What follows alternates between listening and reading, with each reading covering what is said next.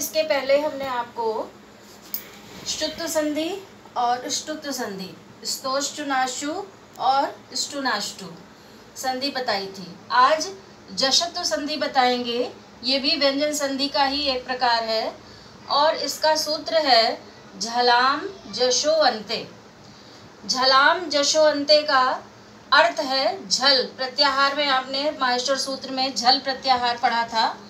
झल प्रत्याहार में कौन कौन से आते हैं? झबय घटदश, जब घटदश, खप छटत चटतो, कपय शस्सर हल।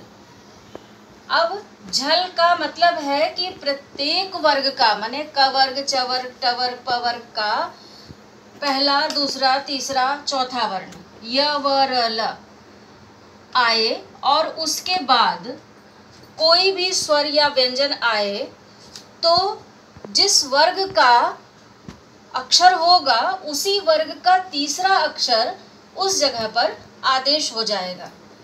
ध्यान से देख लीजिए, झल प्रत्याहार मतलब वर्ग का पहला, माने क ख ग घ चौथा वर्ण। इसी तरह च छ ज झ माने प्रत्येक वर्ग का पहला, दूसरा, तीसरा, चौथा वर्ण य व र ल आए और उसके बाद कोई भी स्वर या व्यंजन आए तो जो पहला अक्षर होगा या दूसरा अक्षर होगा उसमें उसी वर्ग का तीसरा अक्षर आदेश हो जाएगा। आपको उदाहरण के माध्यम से समझा रहे हैं, ध्यान से देखिए। जश प्रत्याहार में आता है ज ब ग ड द, ज ब ग ड द।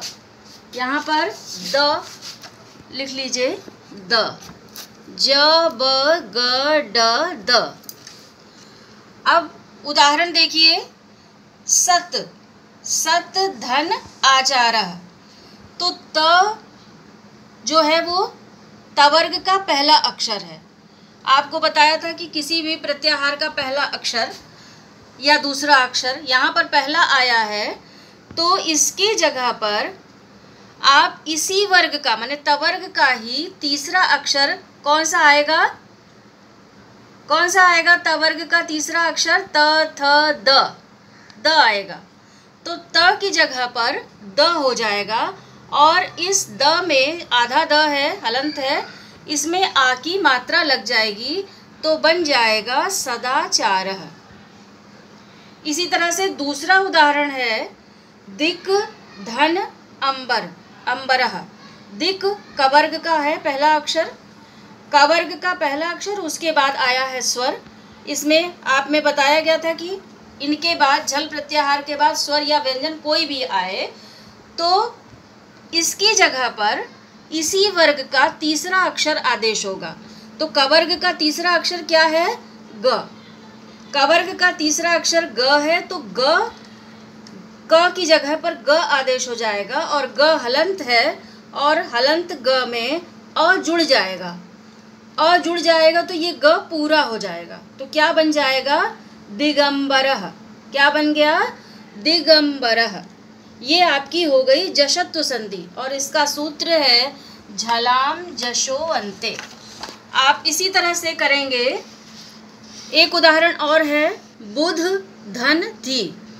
बुध ध जो है वो वर्ग का कौन सा अक्षर है? त थ द ध, चौथा अक्षर है। चौथा अक्षर है और उसके बाद ध आया है जो कि व्यंजन है। सूत्र में कहा गया था कि झल प्रत्याहार के बाद कोई भी स्वर या व्यंजन कोई भी आए, यहाँ पर व्यंजन आया है तो ये ध जो है वो तवर्ग का है तो इसी वर्ग का तीसरा अक्षर द, ध की जगह पर आदेश हो जाएगा और ध के बाद ध जो है वो भी व्यंजन है। माने व्यंजन के बाद जब व्यंजन आता है तो हलंत अक्षर आधे का आधा ही रहेगा क्योंकि उसके बाद कोई स्वर नहीं है। हलंत के बाद जब स्वर आता है तभी वो पूरा होता है। अब ये द ध दोनों आधा है लेकिन ध के बाद ई की मात्रा लगी हुई है तो धी हो जाएगा और द आधा रहेगा तो क्या बनेगा? बुद्धि। अब ये बुद्धि को आप तोड़ करके इस तरह से देख सकते हैं, आधा द आधा ध और ई, आधा द आधा ध और ई। तो आधा ध और ध है, ध में ई की मात्रा लगेगी तो क्या बन जाएगा? बुद्धि।